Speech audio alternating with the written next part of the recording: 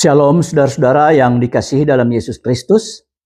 Firman Tuhan kita pada saat ini diambil dari Mazmur 98 ayat 1 sampai 9 dengan tema bernyanyi bagi Tuhan. Saudara-saudara yang dikasihi dalam Yesus Kristus, firman Tuhan kita ini adalah ajakan pemazmur agar menyanyi nyanyian baru bagi Tuhan. Jadi pertanyaan, kenapa pemazmur mengajak untuk nyanyikan nyanyian baru? Ada apa sebenarnya? Perlu diketahui bahwa karena ketidaktaatan umat Israel kepada Tuhan, sehingga Tuhan membuang mereka ke Babel. Dan dalam berbagai cara, termasuk memberontak kepada pemerintah Babel, semuanya tidak berhasil. Sehingga yang ada kepada mereka rasa frustrasi, bahkan mengalami apatis dalam kebebasan mereka. Apakah mereka bisa bebas, merdeka atau tidak? Karena mereka sudah menganggap bahwa Tuhan tidak akan sanggup menyelamatkan mereka. Mereka menganggap bahwa dewa Babel lebih berkuasa daripada Tuhan di Babel tentunya. Akan tetapi dalam kasih Allah, Allah membebaskan mereka dari pembuangan di Babel dengan Allah tidak memperhitungkan dosa dan keselamatan mereka.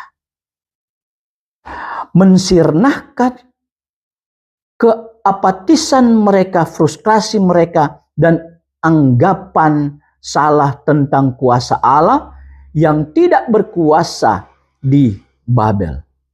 Pembebasan ini umat Israel amini bukan karena kekuatan mereka.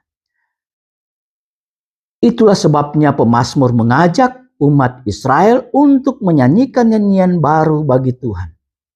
Sebab itu merupakan perbuatan Allah yang besar bagi mereka. Dalam ayat 1 dikatakan, nyanyikanlah nyanyian baru bagi Tuhan. Sebab ia telah melakukan perbuatan-perbuatan yang ajaib. Keselamatan telah dikerjakan kepadanya oleh tangan kanannya, oleh lengannya yang kudus. Sebenarnya ini merupakan metafora yang menggambarkan kehidupan yang harus dilakukan oleh umat Israel dan umat manusia di mana saja yang telah menerima perbuatan Allah yang ajaib. Dan gambaran mengenai kedaulatan Allah. Nyanyian baru adalah pembaruan hati. Seseorang tidak akan menyanyikan nyanyian baru jika hidupnya masih terikat pada cara lama atau keputusasaan. Nyanyian baru adalah lahir dari jiwa yang telah dipulihkan atau diberikan pengharapan baru oleh Tuhan. Di pihak lain, dalam menyembah kepada Tuhan, ada semangat dan spirit baru yang segar dan menggunakan talenta-talenta yang ada kepada kita untuk memuliakan Tuhan. Dengan pemazmur mengatakan bahwa nyanyikanlah nyanyian baru bagi Tuhan, merupakan satu undangan kepada umat manusia di mana saja untuk menggambarkan dan menceritakan kemuliaan Tuhan atau keselamatan yang telah diberikan Tuhan kepada mereka. Jadi, nyanyian baru merupakan sukacita umat Allah. Sedangkan tangan kanannya merupakan satu penggambaran sifat Tuhan yang menyelamatkan umat Israel. Perlu diketahui, dalam budaya timur dekat kuno termasuk umat Israel, pada saat itu tangan kanan dianggap sebagai sisi lebih kuat. Dengan demikian mengatakan bahwa Tuhan tidak tinggal diam atau berdiam diri melihat penderitaan umat Israel di pembuangan, tetapi berinisiatif, bertindak secara aktif dan berdaulat untuk menyelamatkan umatnya. Tangan kanan melambangkan posisi kehormatan dan otoritas tertinggi. Oleh sebab itu ketika pemazmur menyebut bahwa tangan kanannya telah memberikan kemenangan, itu mengatakan bahwa kemenangan tersebut atau pembebasan umat Israel dari pembuangan bukan semata-mata hasil strategi atau usaha mereka sendiri, melainkan murni karena otoritas Tuhan yang tidak tertandingi. Sedangkan pengertian oleh lengannya yang kudus adalah Allah itu adalah kudus, Allah yang membebaskan umat Israel sekaligus membersihkan dan menguduskan umat Israel. Saudara-saudara, pembebasan terhadap umat Israel dalam pembuangan karena Allah mengingat kasih setia dan kesetiaannya terhadap umat Israel. Di sini pemazmur mau menjelaskan karakter Allah yang pengasih dan setia. Allah itu adalah pengasih terhadap umatnya, walaupun sebenarnya umatnya, yaitu umat Israel, tidak setia kepadanya. Dan kasih Allah yang ditunjukkan kepada bangsa Israel karena kesetiaan Allah terhadap janji-janjinya yang telah diikat dengan Abraham, Ishak, dan Yakub.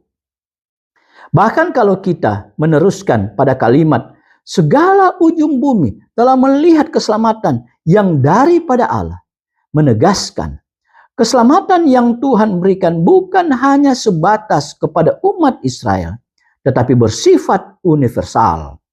Keselamatan itu diberikan kepada seluruh umat manusia yang berada di mana saja.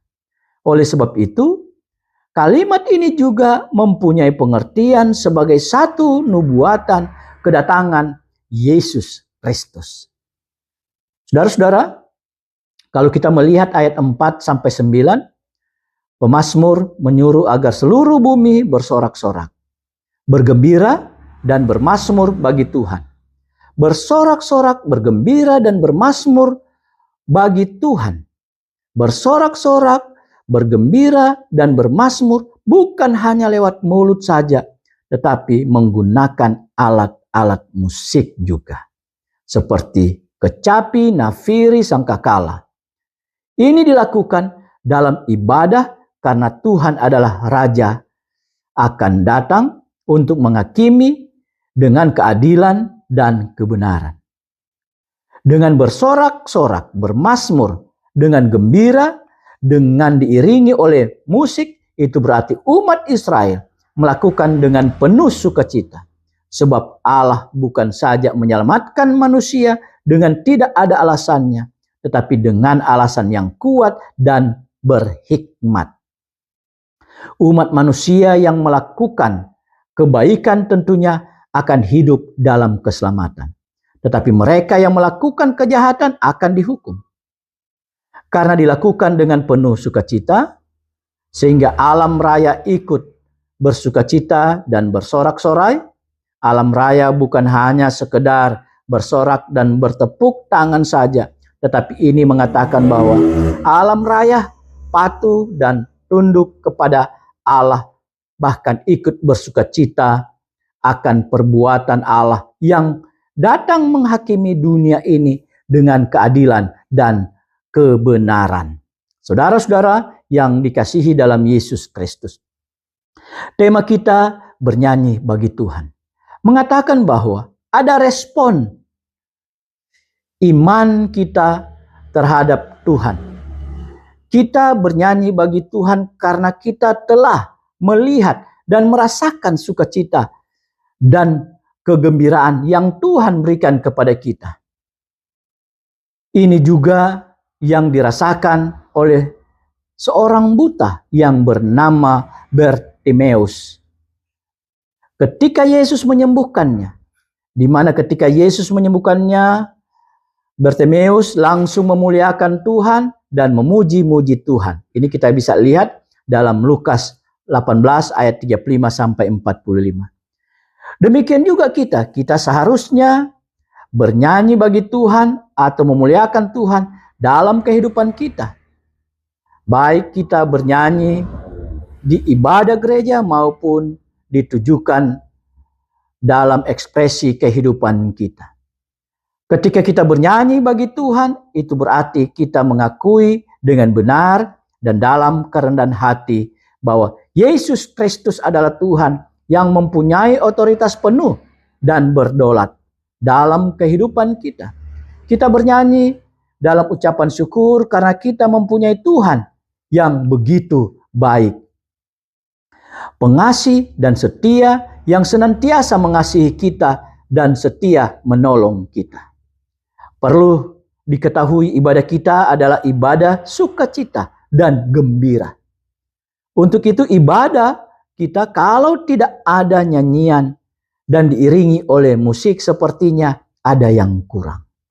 Dan fungsi dari lagu yang jemaat nyanyikan dalam ibadah adalah respon dari perbuatan Tuhan dalam kehidupan kita. Oleh sebab itu, dalam nyanyian jemaat kita harus bernyanyi dengan sukacita dan penuh kegembiraan karena kita telah dimenangkan atau diselamatkan oleh Allah, serta Dia senantiasa beserta kita. Marilah kita bernyanyi bagi Tuhan dengan penuh sukacita, kegembiraan dengan alat-alat musik, sehingga ini juga mendorong orang lain bahkan alam raya ikut bersukacita. Jadi dengan kita bernyanyi bagi Tuhan, ada pemberitaan dan ajakan bagi orang lain dan alam raya untuk memuliakan Tuhan.